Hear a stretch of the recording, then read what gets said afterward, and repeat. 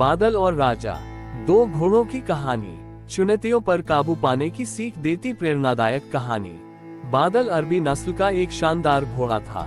वह अभी 1 साल का ही था और रोज अपने पिता राजा के साथ ट्रैक पर जाता था। राजा घोड़ों की बाधा दौड़ का चैंपियन था और कई सालों से वह अपने मालिक को सर्वश्रेष्ठ घुड़सवार का खिताब दिला रहा था। बादल भी राजा की तरह बनना चाहता था, लेकिन इतनी ऊंची ऊंची और कठिन बाधाओं को देखकर उसका मन छोटा हो जाता और वह सोचने लगता कि वह कभी अपने पिता की तरह नहीं बन पाएगा।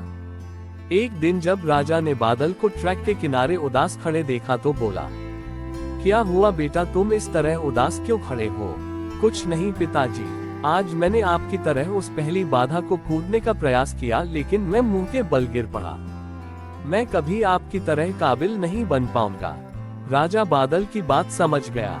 अगले दिन सुबह सुबह वह बादल को लेकर ट्रैक पर आया और एक लकड़ी के लठ की तरफ इशारा करते हुए बोला, चलो बादल, जरा उसे लठ के ऊपर से कूद कर तो दिखाओ।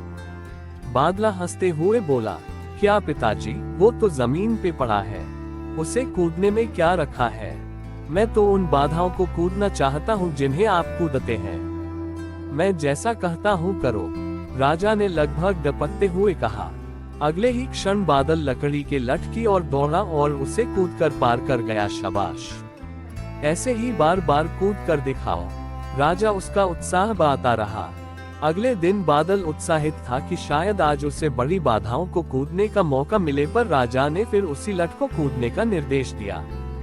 करीब 1 हफ्ते ऐसे ही चलता रहा। फिर उसके बाद राजा ने बादल से थोड़े और बड़े लठ कूदने की प्रैक्टिस कराई। इस तरह हर हफ्ते थोड़ा थोड़ा करके बादल के कूदने की क्षमता बढ़ती गई और एक दिन वो भी आ गया जब राजा उसे ट्रैक पर ले गया। महीनों बाद आज एक बार फिर बादल उसी बाधा के सामने खड़ा था जिस पर पिछली बार वह मुंह के बल गिर पड़ा था। बादल ने दौड़ना शुरू किया। उसके टापों की आवाज साफ सुनी जा सकती थी। 1, 2, 3 जंप, और बादल बाधा के उस पार था। आज बादल की खुशी का ठिकाना न था। आज उसे अंदर से विश्वास हो गया कि एक दिन वो भी अपने पिता की तरह चैंपियन घोड़ा बन सकता है।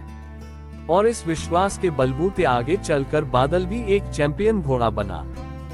दोस्तों, बहुत से लोग सिर्फ इसलिए गोल्स अचीव नहीं कर पाते क्योंकि वो एक बड़े चैलेंज या ऑब्स्टिकल को छोटे छोटे चैलेंजेस में डिवाइड नहीं कर पाते।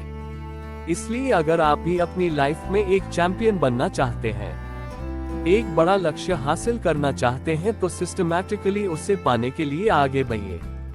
पहले छोटी छोटी बाधाओं को पार करिए और अल्टीमेटली उस बड़े गोल को अचीव कर अपना जीवन सफल बनाइए।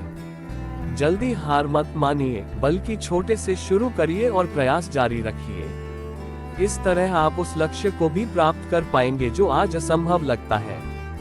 कहानी से क्या सीख मिली, कमेंट करें। हाथी और 6 अंधे व्यक्ति की कहानी। बहुत समय पहले की बात है। किसी गांव में 6 अंधे आदमी रहते थे। एक दिन गांव वालों ने उन्हें बताया, अरे आज गांव में हाथी आया है। उन्होंने आज तक बस हाथियों के बारे में सुना था, पर कभी छूकर महसूस नहीं किया था।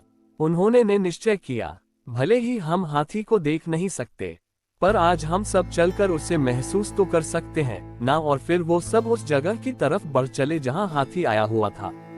सभी ने हाथी को छूना शुरू किया। मैं समझ गया, हाथी एक खंभे की तरह होता है।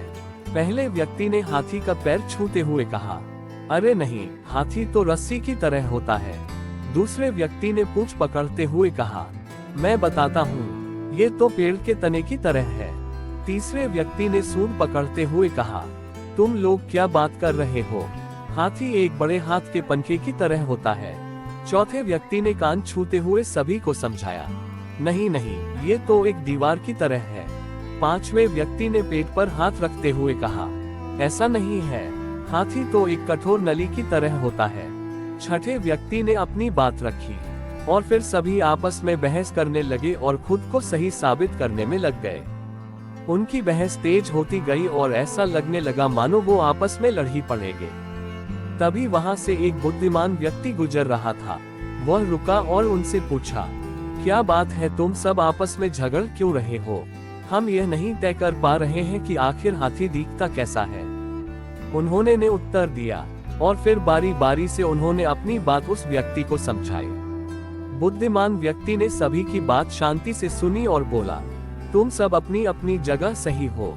तुम्हारे वर्णन में अंतर इसलिए है क्योंकि तुम सब ने हाथी के अलग अलग भाग छुए हैं। पर देखा जाए तो तुम लोगों ने जो कुछ भी बताया वो सभी बातें हाथी के वर्णन के लिए सही बैठती हैं। अच्छा ऐसा है, सभी ने एक साथ उत्तर दिया। उसके बाद कोई विवाद नहीं हुआ और सभी खुश हो गए कि वो सभी सच कह रहे थे। कहानी से क्या सीख मिली कमेंट करें।